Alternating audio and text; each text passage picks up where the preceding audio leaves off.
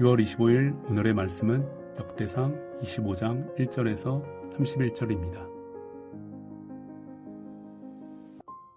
다윗이 군대 지휘관들과 더불어 아삽과 헤만과 여두둔의 자손 중에서 구별하여 섬기게 하되 수금과 비파와 재금을 잡아 신령한 노래를 하게 하였으니 그 직무대로 일하는 자의 수요는 이러하니라.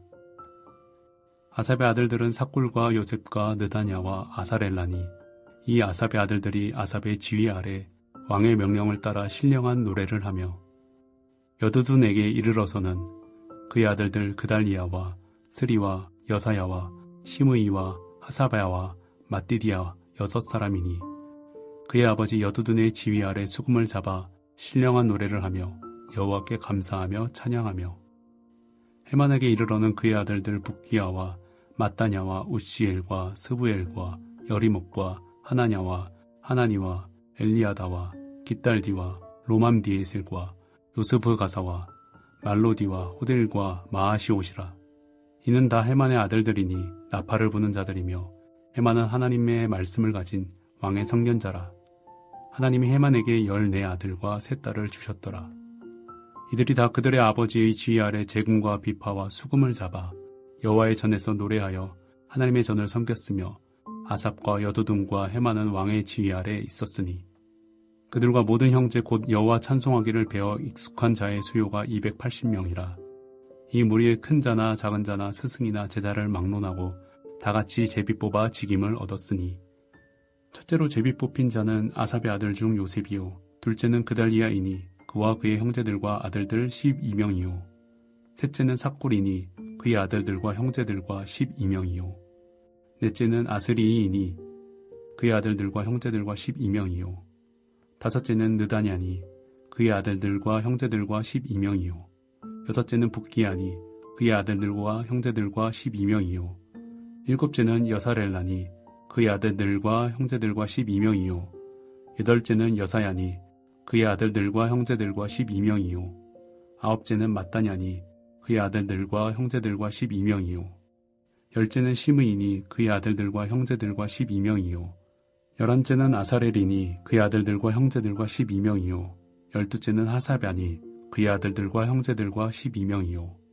열셋째는 수바엘이니 그의 아들들과 형제들과 12명이요 열넷째는 마띠디아니 그의 아들들과 형제들과 12명이요 열다섯째는 여레못이니 그의 아들들과 형제들과 12명이요 열여섯째는 하나냐니 그의 아들들과 형제들과 12명이요 열일곱째는 요스브가사니 그의 아들들과 형제들과 12명이요 열여덟째는 하나니니 그의 아들들과 형제들과 12명이요 열아홉째는 말로디니 그의 아들들과 형제들과 12명이요 스무째는 엘리아다니 그의 아들들과 형제들과 12명이요 스물한째는 호딜이니 그의 아들들과 형제들과 12명이요 스물둘째는 깃달디니 그의 아들들과 형제들과 12명이요 스물셋째는 마아시옷이니 그의 아들들과 형제들과 12명이요 스물넷째는 로맘디에셀이니 그의 아들들과 형제들과 12명이었더라. 역대상 25장 1절에서 31절 말씀을 함께 묵상하겠습니다. 지금 우리는 다윗이 성전 건축을 준비하는 과정의 기록을 읽고 있습니다. 다윗은 성전 건축을 준비하기 위해서 레위인의 인구를 조사하며 제사장들과 레위인에게 직무를 부여했습니다. 제사장과 레위인들을 24반차로 나누어 1년에 2번씩 성전 직무를 봉사하는 조직을 세웠고 그 순서는 제비를 뽑아 진행하였습니다. 이제 다윗은 두 번째로 중요한 조직을 정비하는데요. 바로 찬양대를 조직하는 것입니다. 다윗은 레위 자손 중 아삽과 헤만과 여두둔의 자손 중에서 구별하여 섬기게 하였습니다. 다윗은 이들을 수금과 비파와 재금으로 신령한 노래를 하게 하였고 직무대로 이 일을 감당하게 하였습니다. 이런 주제를 가지고 오늘 본문은 두 단락으로 나누어 묵상할 수 있습니다. 첫째 단락은 1절에서 6절 게르손, 무라리, 그앗 계열을 정비하는 것이며 둘째 단락은 7절에서 31절로 24반차를 세우는 일입니다. 먼저 1절에서 6절을 살펴보겠습니다. 이 단락에서는 아삽과 헤만과 여두둔이 기록되고 있는데요. 이들 자손의 역할을 알려주고 있습니다. 2절에 아삽의 아들들은 아삽의 지휘 아래 왕의 명령을 따라 신령한 노래를 하였습니다. 여기서 신령한 노래는 원어로 살펴보면 나바라고 하는데요. 예언하다 그런 뜻입니다. 한글 성경으로 신령한 노래로 번역한 이유를 잘 모르겠지만 중요한 것은 찬양대가 찬양과 악기만 연주한 것이 아니라 성령의 감동을 따라 말씀을 전하는 일도 함께 하였다는 것입니다. 종합해보면 신령한 노래를 하였다는 의미는 하나님의 뜻을 따라 말씀을 드러내며 그 말씀으로 서로 찬양하며 그 말씀을 주신 하나님을 경배했다라는 뜻입니다. 3절에 여두둔의 아들들도 수금을 잡아 신령한 노래를 하며 여호와께 감사하며 찬양하였다고 하지요. 여기서 신령한 노래도 2절과 마찬가지로 예언하다라는 뜻입니다. 그러니 수금으로 찬양할 때도 악기만 연주한 것이 아니라 하나님의 말씀을 나누고 전하며 찬양하고 경배했다는 것이지요. 4절에는 헤만의 아들들이 기록되고 있는데요. 이들은 나팔 부는 자들이며 헤만은 하나님의 말씀을 가진 왕의 선견자로 기록되고 있습니다. 4절과 5절에서는 신령한 노래, 즉 예언하다라는 기록이 있고요. 헤만이 왕의 선견자, 즉 왕의 말씀대로 대언하고 가르치는 자였음을 생각해 볼 때 나팔을 부는 자들도 수금을 타는 자들처럼 하나님의 말씀을 드러내고 그 말씀으로 하나님을 찬양하고 백성들과 함께 하나님과 경배한 자들이라고 알 수 있습니다. 오늘 우리는 여기서 중요한 교훈과 적용을 해볼 수 있겠습니다. 하나님을 찬양하고 경배하는 것의 가장 기초는 말씀이라는 사실입니다. 하나님의 말씀에 근거하고 하나님의 역사하심의 기초에서 찬양하는 것이 옳습니다. 찬양의 말씀이 없다면 그것은 세상 노래와 별반 다르지 않을 것입니다. 오늘날 청년들이 많이 부르는 찬양의 흐름을 보면 굳이 비판할 생각은 없지만 한 가지 주의해서 살펴보아야 할 부분이 있습니다. 찬양의 가사보다 찬양의 리듬, 템포 또는 분위기, 악기 연주가 찬양 가사보다 더 중요하게 생각하며 그 분위기에 휩싸여서 찬양하는 흐름입니다. 찬양 가사와 그 의미를 알지 못하면서 단지 노래가 좋아서, 리듬이 좋아서, 악기 연주가 좋아서, 분위기가 좋아서 찬양하는 것은 우려되는 부분입니다. 물론 세상의 콘서트나 세상의 파티에 가지 않고 찬양 콘서트, 찬양 집회, 경배와 찬양을 하는 것이 훨씬 좋은 일이며 그리고 격려하고 칭찬할 만한 일입니다. 하지만 찬양 가사나 그 찬양의 의미를 알지 못하고 찬양을 하면 그 시간이 지나도 믿음이 자라지 않는다는 것입니다. 또한 하나님을 온전히 찬양하고 예배하기 어렵다는 것입니다. 이러한 관점에서 생각할 때 또 하나의 문제는 찬양 집회와 같은 세션이나 분위기가 조성이 되지 않으면 청년들이 찬양하기 어려워한다는 것입니다. 이런 문제가 오늘 교회 안에서 좀 심각한 문제일 수도 있습니다. 성도 여러분, 찬양은요, 말씀에 곡조를 붙인 것입니다. 그러니 찬양에는 가사가 더 중요합니다. 그러니 찬양 가사에 집중하여 찬양을 한다면 기타 한 대로도 충분히 찬양할 수 있고요. 또 홀로 찬양할 수도 있고 어디서든 찬양할 수 있습니다. 꼭 드럼이나 기타, 베이스, 건반, 멋진 싱어, 조명이 있는 찬양 집회가 아니어도 얼마든지 가사에 집중하면 찬양할 수 있습니다. 다시 한번 강조하지만 찬양을 할 때 중요한 것은 찬양 가사입니다. 우리가 찬양을 할 때 가사에 집중하고 그 가사가 주는 의미를 잘 깨달아 하나님을 바르게 그리고 온전히 찬양하는 우리 모두가 되길 바라고 소원합니다. 또한 여기서 한 가지 더 눈여겨볼 것이 있는데요. 6절 하반절입니다. 아삽과 헤만과 여두두는 모두 왕의 지휘 아래 있다는 기록입니다. 7절에 보면 이들의 인원수가 288명이지요. 이들은 찬양대의 직무를 감당할 때 자기 마음대로 자기가 원하는 방식대로 직무를 감당한 것이 아닙니다. 이스라엘을 다스리는 왕의 지휘 아래서 그들의 임무를 감당합니다. 오늘날 우리가 하나님께 예배할 때 최소한의 룰을 지켜야 합니다.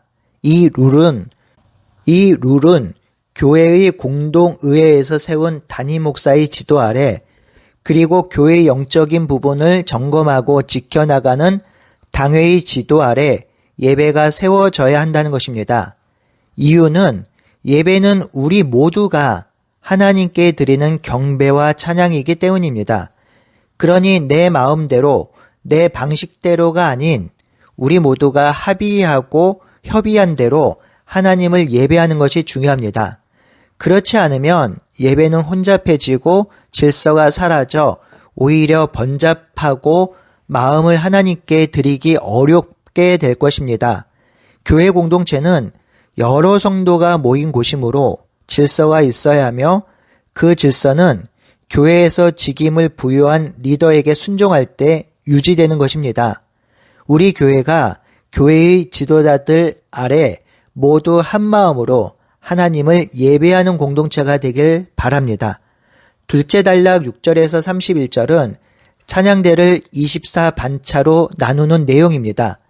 9절에서 31절까지는 그 24반차로 나눈 순번에 뽑힌 사람들의 이름이 기록되고 있습니다.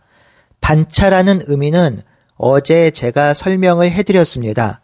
제사장과 레위인들을 24반차로 나누어 성전 봉사를 감당하게 했던 것처럼 찬양대도 동일하게 24반차로 나누어 찬양대의 직무를 감당하게 했습니다.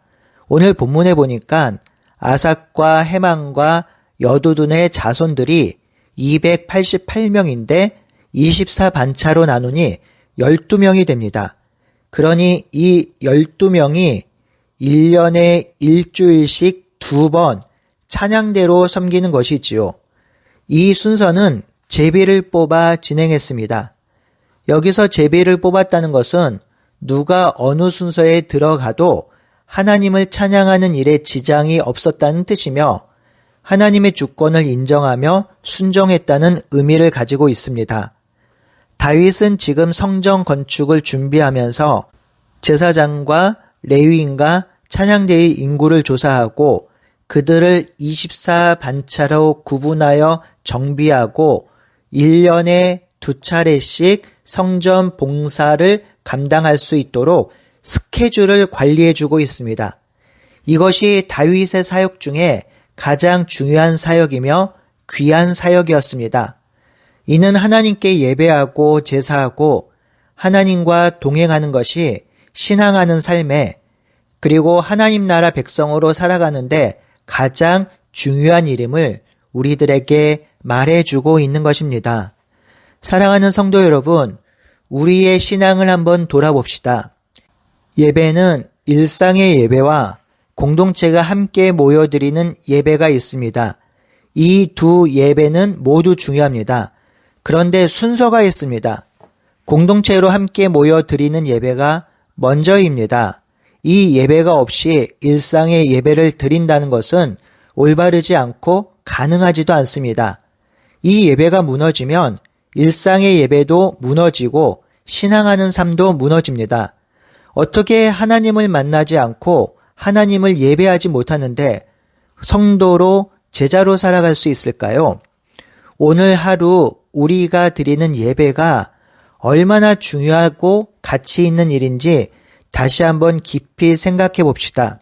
그리고 우리가 지금 드리고 있는 예배를 통해서 하나님을 찬양하며 하나님이 주시는 은혜를 누리고 있는지, 예배를 통해서 하나님을 만나고 있는지 돌아봅시다. 물론 이러한 예배를 드리는데 방해되는 여러 가지 요소가 있겠지요. 그 중에 한 가지가 설교자의 설교가 마음에 들지 않는다든지 또는 교회의 예배의 형태가 내 마음에 들지 않는다든지 그래서 예배를 온전히 드리지 못한다고 이야기할 수도 있겠습니다. 하지만 내 마음에 완전히 맞는 예배 스타일 또 내 마음에 맞는 완전한 설교는 이 땅에 없을 것입니다. 그러니 우리가 위임하여 세운 목회자와 당회가 기도하고 함께 고민한 끝에 세운 예배 질서와 또 설교자를 통해서 주시는 말씀을 귀하게 여겨서 예배에 참여하고 그 예배에 임재하신 하나님을 만나고 경험하는 것이 중요한 것입니다. 오늘도 이 예배를 사모하며 하나님께서 주시는 은혜를 누리는 한 날이 되길 바라고 소원합니다. 함께 기도하겠습니다. 하나님, 다윗이 성전 건축을 준비하기 위해서 행하고 있는 것이 무엇인지 우리가 계속해서 묵상하고 있습니다. 하나님을 예배하고 하나님을 제사하고 하나님과 더불어 함께 살아가는 것이 얼마나 중요한 것인지 다윗은 알고 있었기에 지금 그것을 위해서 정비하고 노력하고 있습니다. 이 다윗이 주는 교훈을 따라서 우리도 하나님께 예배하는 삶을 살며 또 공동체로 드리는 예배를 사모하며 그 예배를 통하여 하나님을 경험하며 하나님께 순종하는 우리 모두가 될 수 있도록 인도하여 주시옵소서. 예수님의 이름으로 기도드리옵나이다. 아멘.